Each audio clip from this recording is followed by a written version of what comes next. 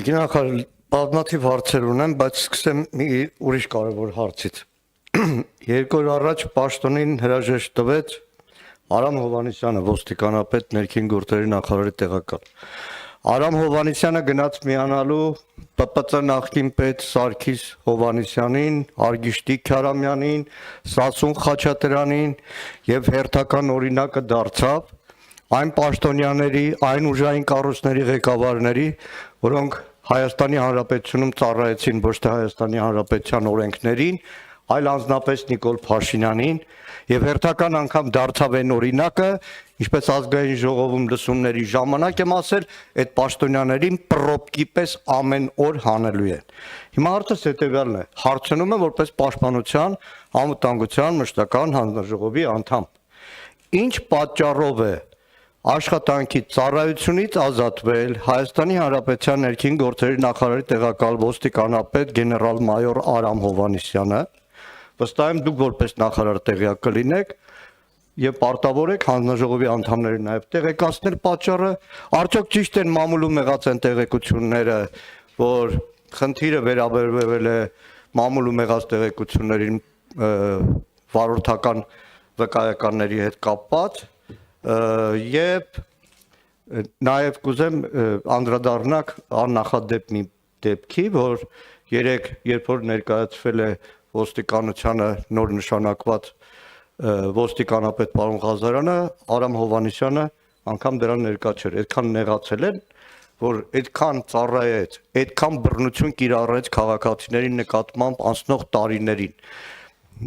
Մի դեպքը մինչև հիմա Սարսուռով եմ հիշում Դեմիրճյան փողոցում մի հատ 30 մետրանոց պատ կար, երբ որ ցուցարարին մտցնում էին ոստիկանների մեջ, քացով ծեծելով հասցնում էին մինչև ոստիկանական մեքենա։ Տասնյակ հարյուրավոր քաղաքացիներ այդ օրը ծեծի ենթարկվեցին, բռնության ենթարկվեցին, հղվեցին Արամ Հովհաննիսյանի անմիջական ցուցումով։ Սա մեկ, երկրորդը 3 հարցեր արդեն։ Այդ մի հարց է։ Այդ մեկն է։ Երկրորդը Բարեկային մեքենաների հետ կապված, կուզեմ, քանի որ նաև ներքին գործերի նախարարության շատ պաշտոնյաներ են, այստեղ վստահ տվյալներ կլինեն։ Բարեկային ծառայության մեքենաներից, սկսենք Շկոդա էր, չէ՞ սկզբից։ Քանի տոկոսն է, որ կանգնած է, քանի տոկոսն է, որ ընդհանրապես շրջանառությունից հարվել է կամ խոտանվել է։ Մյուսը ահազանգեր ունեմ, դրա համար ուզում եմ, որ նաև պաշտոնապես հստակեցնեք, արագացված կարգով են Արցախի Հանրապետության մեր հայրենակիցները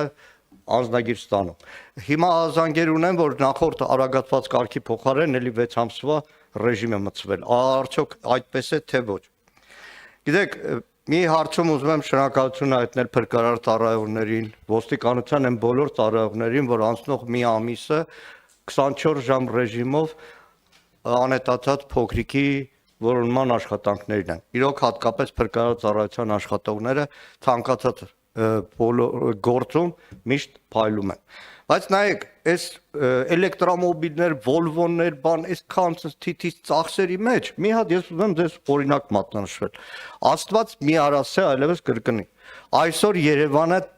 ծայրից ծայր բազմահարկ շենքերով է լցված։ Կոնկրետ դեպք գիտեմ։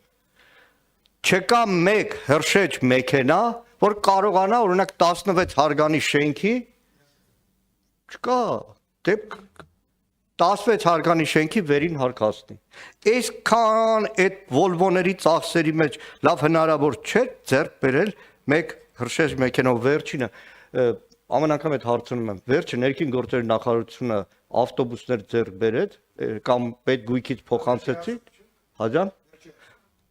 Էլի հարցեր կան։ Լավ, այսքանը։ Շնորհակալություն նախ պարոն Մանուկյան բազմաշերտ հարցերի համար, որովհետև նախարարության գրեթե բոլոր ոլորտներին անդրադարձակ որպես այդպեսին։ Անդրադառնամ առաջին հարցադրմանը։ Պարոն Մանուկյան, նախ թույլ տվեք չհամաձայնել այն դիտարկման հետ, որ Հայաստանի Հանրապետությունում կա որևէ պաշտոնատար անձ, որը ծառայում է անձին, այլ ոչ օրենքին եւ կոնկրետ պաշտոնից բխող լիազորությունից բխող գործողություններ է կատարում։ Սա առաջինը։ Եվ ոստիկանության պետը, որը նաև համատեղում է իմ տեղակալի պաշտոնը, այդ պաշտոնատար անձանցից մեկն է, որը որ կատարում է իր պաշտոնից բխող հստակ գործառույթներ։ Ցանկացած դեպքում, եթե պաշտոնատար անձը կատարում է որևէ խախտում կամ, չգիտեմ, կա առերևույթ որևէ խախտման հանգամանք, որը կարող է մտահոգության տեղիք տալ, դա պիտի քննարկվի իրավաչափ process-ի շրջանակներում, որը որ կարող է լինել վարչական վարույթը, կարող է լինել կարգապահական պատասխանատվության սխեման եւ կարող է լինել քրեական վարույթը առհասարակ։ Հիմա ինչ վերաբերում է պարոն Հովհաննիսյանին, ասեմ, որ ներքին գործերի նախարարությունում իմ նշանակումից հետո կադրային տարբեր փոփոխություններ են եղել եւ կարծում եմ կադրային փոփոխությունները շատ բնական են եւ որևէ արհեստական բան կադրային փոփոխությունների մեջ չկա։ Եվ կադրային փոփոխությունները գալիս են ինչ որտեղ նաև օգնելու, որ մենք նոր հայացքով, նոր մոտեցմամբ նայենք այն հարցերին, որոնց որ տարիներ շարունակ կարող ենք մեկ այլ հայացքով նայել բնականորեն։ Եվ ոստիկանապետի փոփոխությունը հենց այս տրամաբանական մոտեցման շրջանակներում է, որ կարիք կար ունենալու կադրային փոփոխություն, որը որ կօգներ ոստիկանության ոլորտի բարեփոխումները ել ավելի թարմ աչքով նայելու, ել ավելի արդյունավետ մեթոդներով իրականացնելու եւ գնալու առաջ։ Սա է եղել բացառապես պարոն Հովհաննիսյանի ազատման պատճառը, պետք չի փնտրել ինտրիգներ, պետք չի փնտրել միջանձնային տարբեր հարցեր, պետք չի փնտրել այլ հիմնավորումներ, որոնք որ կարող էին ձեր պատկերացմամբ լինել պաշտոնից ազատման հիմքում։ Ցանկացած անձ հավերժ չէ, որևէ պաշտոնատար անձ հավերժ չէ եւ մի օր կարող է նշանակվել եւ հետագայում կարող է ազատվել տվյալ պաշտոնից կամ ազատվելուց հետո կարող է զբաղեցնել մեկ այլ պաշտոն։ Սա առաջինը եւ նորից անդրադառնալով մամուլի տեղեկություններին վստահաբար ես տեղյակ եմ, թե մամուլում ինչպիսի տեղեկություններ, ինչպիսի հիմնավորումներ են շրջանառվում, դրանք բացարձակապես չեն համապատասխանում իրականությանը։ Հիմնավորումը ես արդեն իսկ նշեցի, որ պայմանավորված է բացառապես process-ները ել ավելի նոր եղանակով կազմակերպելու եւ ես այս տրամաբանության մեջ եմ նաեւ առաջարկել վարչապետին նշանակել իմ տեղակալի ոստիկանության պետի պաշտոնում արդեն նորանշանակ ոստիկանության պետին, որը եղել է համակարգի մաս, որը ժամանակ հետո վերադառնում է համակարգ եւ կարծում եմ վերադարձը դեպի համակարգ ոստիկանության բարեփոխումների ինտենսիվ իրականացման փուլում թույլ կտա հենց իմ նշած մոտեցումը իրականացնելու եւ ես նաեւ միջոցառման շրջանակներում դրան էլ անդրադարձակ երեք երբ որ պաշտոնապես ներկայացնում էի նաեւ նորանշանակ ոստիկանապետին պարոն Հովհաննիսյանին բնականաբար եղել է պատշաճ կերպով ծանուցում միջոցառման իրականացման մասով մենք հրավիրել ենք պարոն Հովհաննիսյանին մասնակցելու միջոցառմանը բայց հարգելի պատճառով պարոն Հովհաննիսյանը իր փոխանցմամբ չի կարողացել մասնակցել այս ներկայացմանը, բայց ես կրկին թե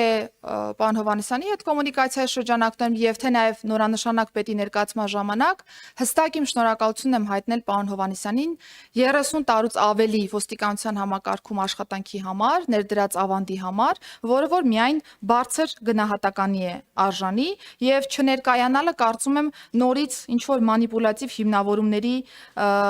տեղ է տալիս, որը որ որևէ հիմնավորում որպես այդպեսին չունի, նշեցի արդեն իսկ։ Բարեկային ծառայության տրանսպորտային միջոցների մասով պարոն Մանուկյան, գիտեք, որ ընթացիկ մենք խնդիրներ ունեցել ենք որոշակի պարկի առումով, որովհետև ունեցել ենք վթարված մեքենաներ, այս պահի դրությամբ մենք ունենք ընդհանուր 698 տրանսպորտային միջոց բարեկային ծառայության ընդհանուր պարկից, որից ընդամենը 4-ն է, որ ամբողջովին խոտանված է, ունենք որոշակի տոկոսային հարաբերակցությամբ տրանսպորտային միջոցներ, որոնք գտնվում են վերասարքավորման, սարքավորման փուլում, բայց դրանք շատ մեծ տոկոս որպես այդպեսին չեն կազմում, եւ 67 էլեկտրոմոբիլները եւս պարկը համալրել են ընդհանուր թվակազմի մեջ դրանք եւս կան, եւ մենք զուգահեռ նաեւ վերապատրաստումներ ենք իրականացնում մեր աշխատակիցների համար, որ ել ավելի խնամքով ել ավելի մեծ արդյունավետությամբ կարողանան տրանսպորտային միջոցների վարումը ապահովել այս առումով։ Լեռնային Ղարաբաղից բռնի տեղահանված մեր հայրենակիցների քաղաքացիության մասով ես ուզում եմ պաշտոնապես հայտարարել, պարոն Մանուկյան, որ չկա նման բան։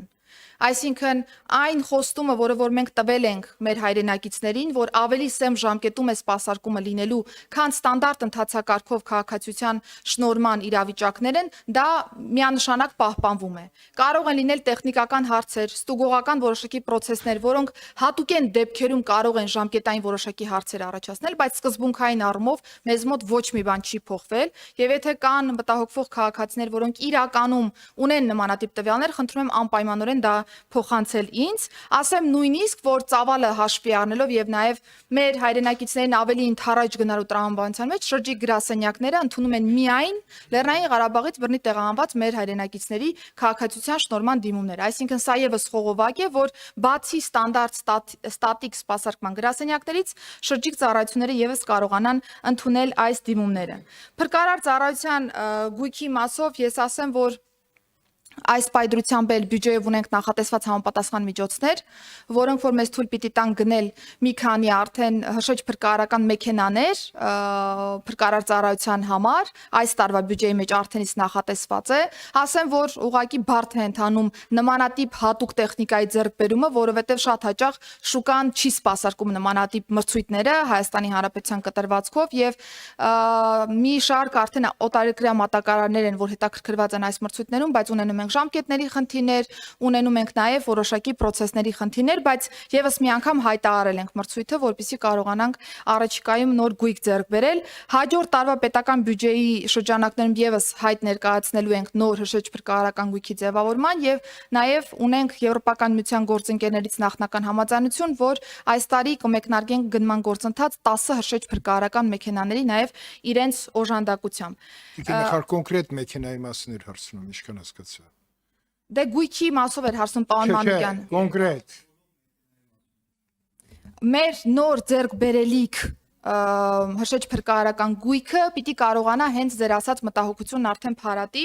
պարոն Մանուկյան, բայց ասեմ, որ երբ որ մենք նաև տարբեր հրշեջ փրկարարական մեքենաների տեխնիկական առաջադրանքներ ենք նայում, չկա ինչ որ անծայրածիր սանդուղքներով կամ հնարավորություններ հրշեջ փրկարարական մեքենաներ։ Կա ավելի շատ քաղաքաշինական նաև ստանդարտի փոփոխման մոտեցում, երբ որ շենքերը այնպես են կառուցվում, որ միջհարկային տրամաբանության մեջ ունենում ենք զոնաներ, որոնք որ թույլ են տալիս փրկարարական աշխատանքն ավելի ճիշտ կազմակերպել եւ այսպես շարունակամ հարկերի սահմանափակման հետ կապված որոշակի մոտեցումներ կան եւ այսպես շարունակ, այսինքն մենք երկու ուղղությամբ էլ դիտարկում ենք, գնենք արդիական թարմ հրշեջ փրկարարական մեքենաներ, որոնք ավելի արդյունավետ կկարողանան սպասարկել